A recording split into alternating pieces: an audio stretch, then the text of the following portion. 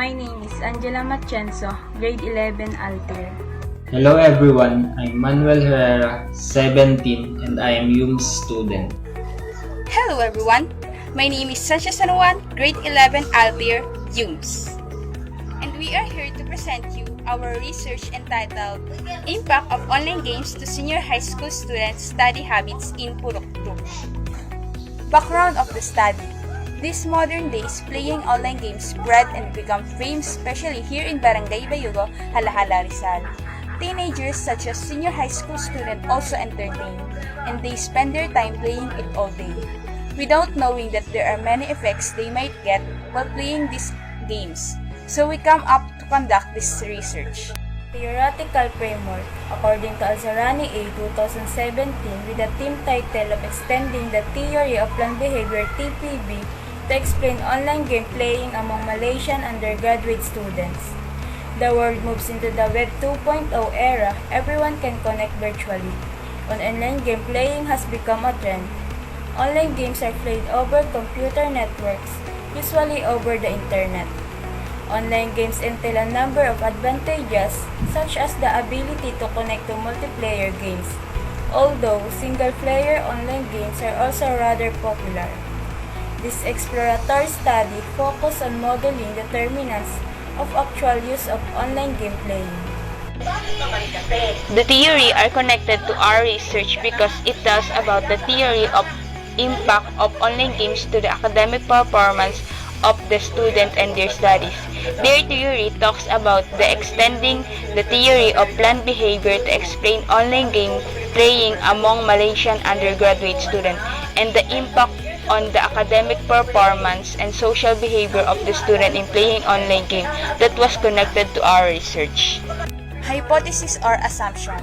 There is an impact of playing online games to the study habits of the senior high school student, which is our respondents, with respect to their answers. This is the illustration of conceptual model of the study, the process of making the research entitled Impact of Online Games to Senior High School Student in Pr1. This framework illustrated the figure showing the input, which included identifying the impact of online games to senior high school students' study habits. It shows the process in making the research to its approval, and it states understanding and conclusion to the said research. Frame 1 contains the input, which is studying the impact of online games to senior high school students in Pr1. Frame 2 shows the process, which include making the gap analysis, research plan, making questions, qualitative research, and the interview. Frame 3 states the understanding of research that we conducted.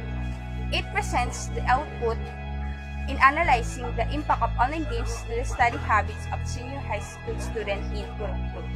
Statement of the problem, statistical treatment, and findings.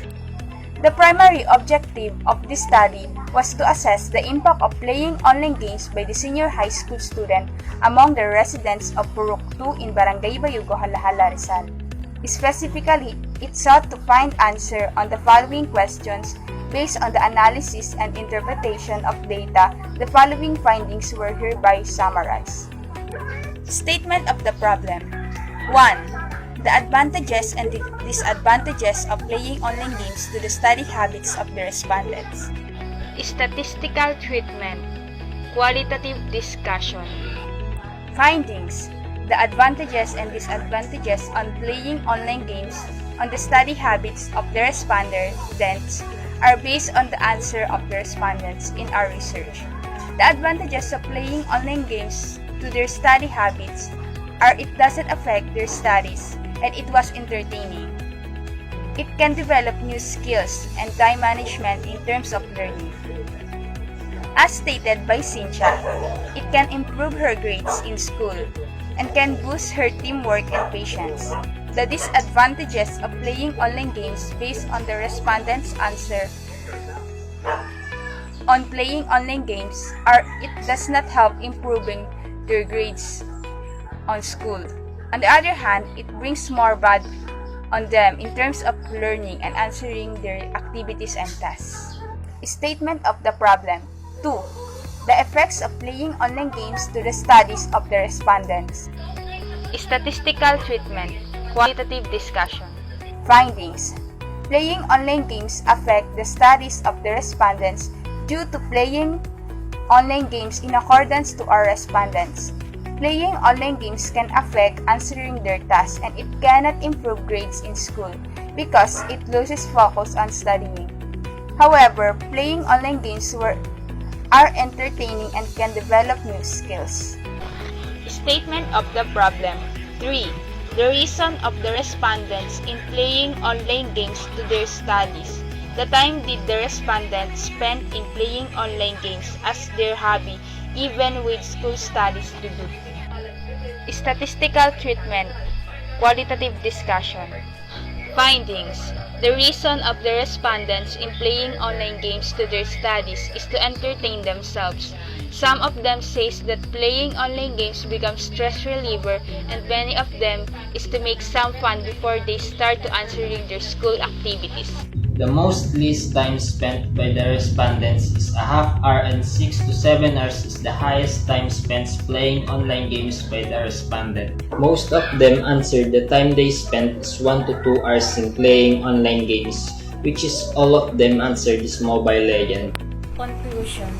Based from the findings and results of the study, the following conclusion were drawn. Playing online games has advantages and disadvantages to the studies of the students that can affect their studies in different ways. Study habits can be affected if the students are not really interested in studying because of playing, but it can be also be an inspiration. Playing online games are just to entertain ourselves and can be stress reliever and be a hobby as well while taking our studies and activities, but the time we spend are need to be managed to make a schedule for it. Recommendation. The following recommendation were hereby offered. First, make a symposium or meeting about the impact of online games to the student. Pay more attention to learn than playing online games. The student should have time management to answer the tasks and activities and study their lesson in every subject. Fourth, student can cut down on playing online games to have time to study. Reading can be a habit. Do a set time limitation or schedule for it. And the last one is, don't spend too much time alone in your room. It will cause you bored and demotivate you to choose to play.